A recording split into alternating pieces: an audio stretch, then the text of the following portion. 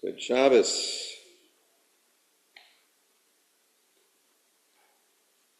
Baruch atah Adonai Eloheinu melech haolam asher kidshanu b'mitzvotzav v'tzivanu la'asok b'divrei Torah. Blessed are you, Adonai, our God, ruler of the universe, who makes us holy with mitzvot and commands us to engage in words of Torah. Once more. This week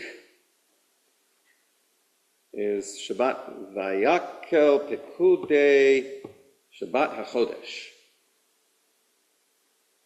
And I always have a little bit of rejoicing when that Parsha comes along, because this is my bar mitzvah Parsha. But I have a particular, little bit of rejoicing about it when it comes along, because it doesn't come every year. Vayakhel Pekudei, Shabbat HaChodesh, those are three different things. So the years have to line up. Things have to align for this to come together. Vayakhel and Pekudei are two different parshas. This week is a double portion.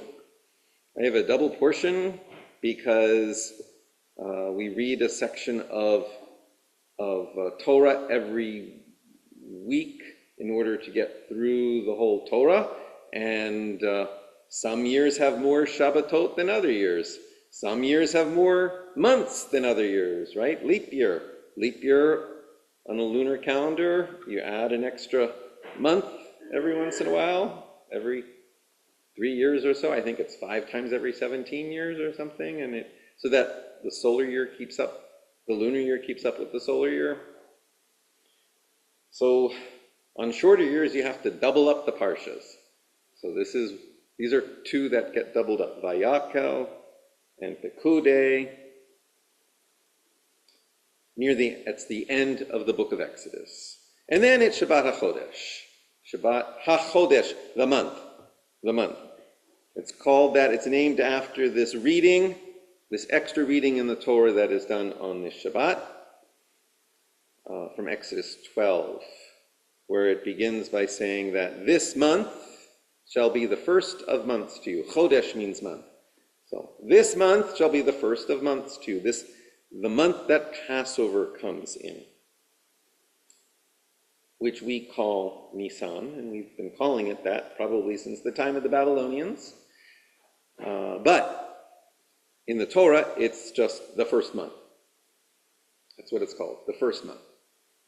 Because it is the first of months to you, the month in which you celebrate being free, having been freed from Egypt. Vayakhel Pekudei Shabbat HaChodesh. As I said, some years Vayakhel and Pekudei are separate. Some years Shabbat HaChodesh, which is always the Shabbat before the beginning of the month of Nisan. Sometimes that's just a different parsha altogether. This Shabbat is something else also. It is proclaimed by Hayas, Immigration Shabbat, Shabbat of immigration, or to celebrate immigration. So it's appropriate to talk about Hayas, H-I-A-S, Hebrew Immigrant Aid Society, although now they just call themselves Hayas. Started in the 1880s to help Eastern European Jewish immigrants come to America, and long ago started helping immigrants of all sorts.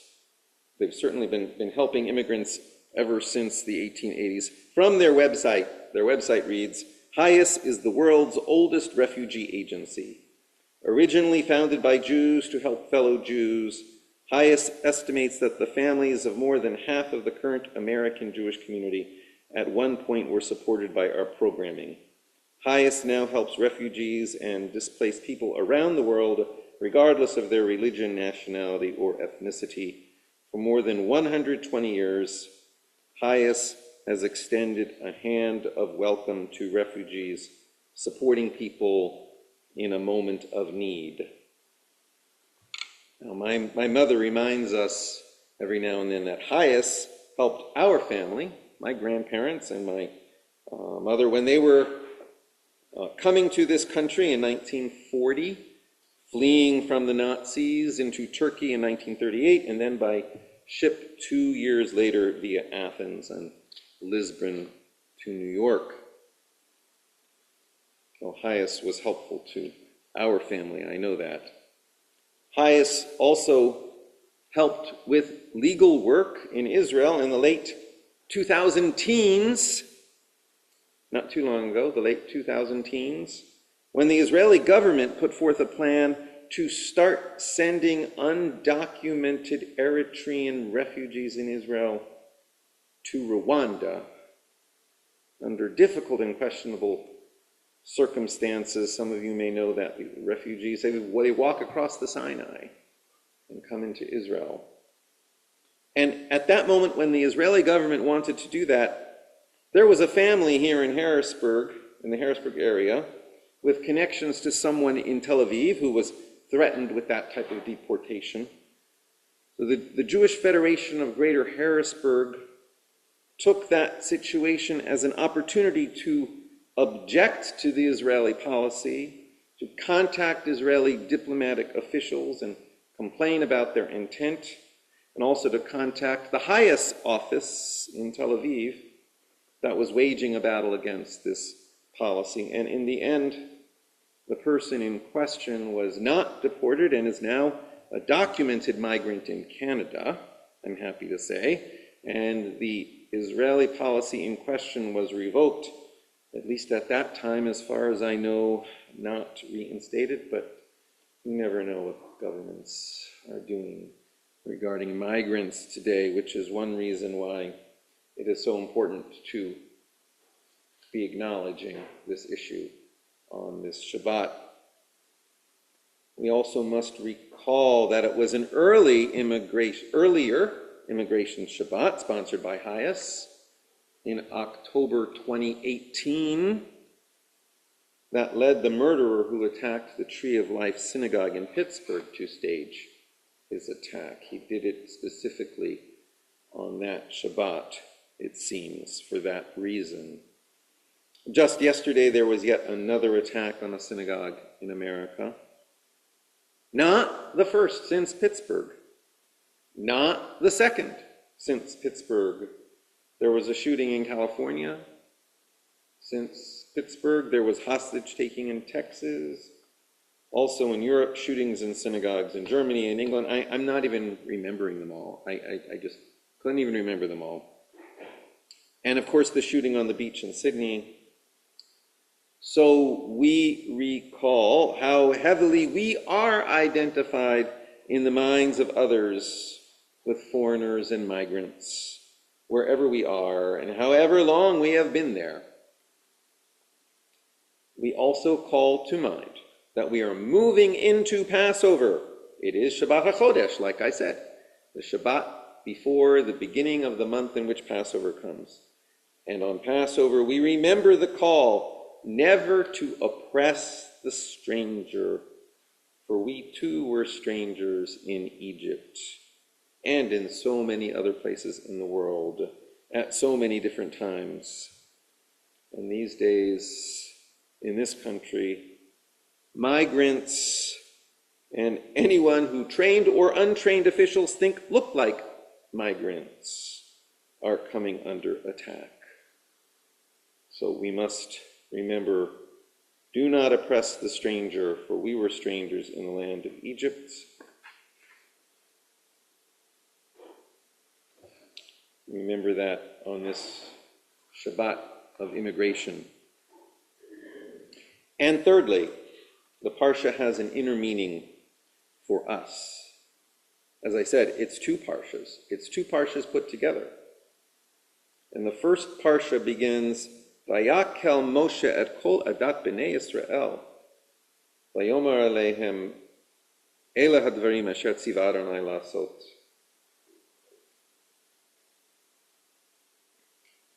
Moses then assembled the whole community and said to them, these are the things God has commanded you to do. Moses assembled the community, collected the community. And then what are they told? Take from among you gifts to God, everyone whose heart is so moved. Kol nediv libo. Everyone whose heart is moved shall bring them gifts for God, gold, silver, and copper, blue, purple, crimson yarns, fine linens, goat hair. These will be things from which the tabernacle is directly constructed. Tanned ram skins, dolphin skins, acacia wood, oil for lighting, spices for the anointing oil and for the aromatic incense, lapis lazuli and other stones for setting, for the ephod and the breastpiece. And let all among you who are skilled, the Hebrew, v'chol chacham lev, all those who are wise-hearted or wise of heart. Lev in biblical Hebrew means not only heart but mind. So we have those who are generous of heart and those who are wise of heart. Those with different skills should come and make all that God has commanded. The tabernacle, its tent and its coverings, its clasps, its planks, its bars, its posts, its sockets, the ark and its poles, the cover, the curtain for the screen, the table and its poles and all its utensils and the bread of display, the menorah, the lampstand for lighting, its furnishings, its lamps and the oil for lighting, the altar of incense and its poles, the anointing oil and the aromatic incense and the entrance screen for the entrance of the tabernacle. And if you're lost in all of this already, it may be that Moses was lost too, because at one point God says, there's Bezalel over here, this other guy, his name is Bezalel. And Bezalel is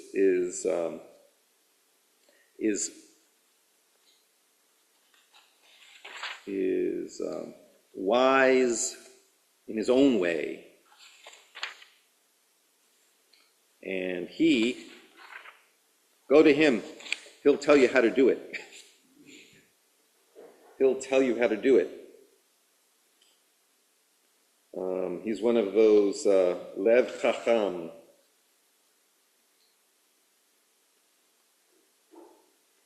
And then everyone who excelled in ability, and those whose spirit was moved, that's another category, Nisa'u Lev, and those who are generous of spirit, Nidva Rucho. They came and they brought to God an offering for the work of the tent of meeting and all its service for the sacred vestments. Men and women, all whose hearts moved them, all who would make an elevation offering of gold to God, came bringing brooches, earrings, rings, and pendants, gold objects of all kinds. So, you had Moses gathering the community. Gather the community. Bring out those who give of their time. Bring out those who give of their treasure and resources. Bring out those who give of their skills. And create structure. Create sacred space. Create ritual. Build community. Create, shape sacred time. Build righteousness. And build upon values, create holidays, make Shabbat. Invite the community together and plant a garden, why not? And invite people of many communities locally to present to each other their own stories. And then what happened? God spoke to Moses saying, on the first day of the first month, you shall set up the tabernacle of the tent of meeting. The first day of the first month. He said, what's the first month? We established that on Shabbat HaChodesh. It's Nisan. It's the month coming up right now. On the first day of the first month, set up the tabernacle of the tent of meeting. Place there the ark of the covenant and screen off the ark with the curtain. Bring in the table and lay out its due setting. bring in the menorah and light its lamps, and place the gold altar of incense before the ark of the covenant. Then put up the screen for the entrance of the tabernacle. You shall place the altar of burnt offering before the entrance of the tabernacle of the tent of meeting, and place the laver, the pool of water between the tent of meeting and the altar. Put water in it. Set up the enclosure round about. Put in the place of the screen for the gate of the enclosure. You shall take the anointing oil and anoint the tabernacle and all that is in it to consecrate it and all its furnishings, so it shall be holy. And it goes on about the pool of water and the sacred vestments. And this Moses did, just as God had commanded, so he did. In the first month of the second year, on the first of the month, the tabernacle was set up. Moses set up the tabernacle, placing its sockets, setting up its planks, inserting its bars, and erecting its posts. He does all these things.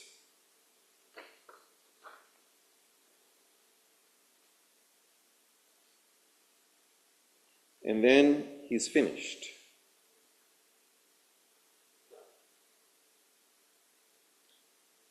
He finished the work. And it sounds a lot like when God finishes the universe. Vayakhel Moshe et hamalacha.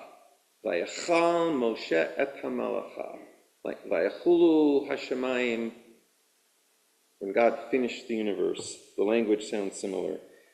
Moses finished the tabernacle. When Moses had finished the work, the cloud covered the tent of meeting, and the presence of God filled the tabernacle.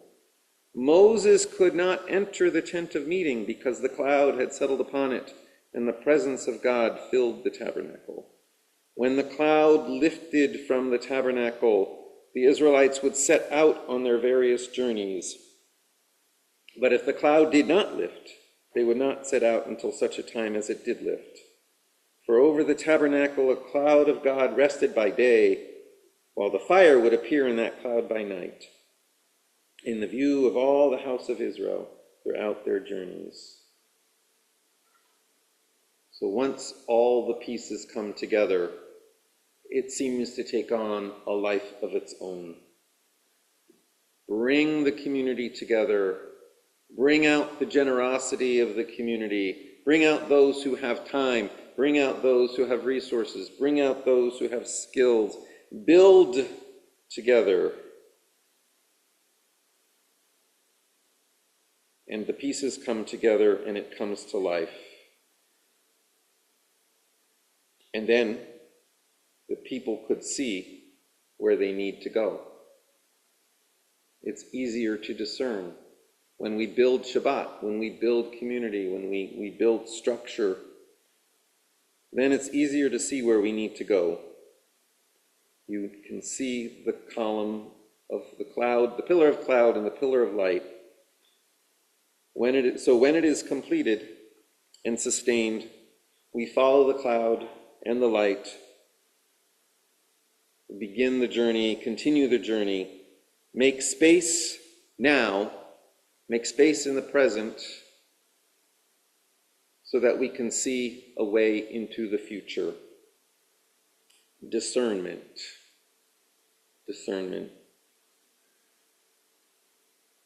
This week, there is a gathering of the Reconstructionist movement.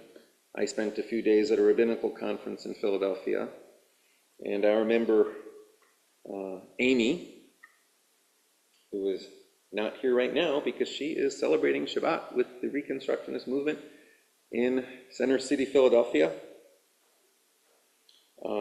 She is there in many ways representing us, and she's gathering materials to bring back to us so that we can come together around some of those ideas and proposals and resources.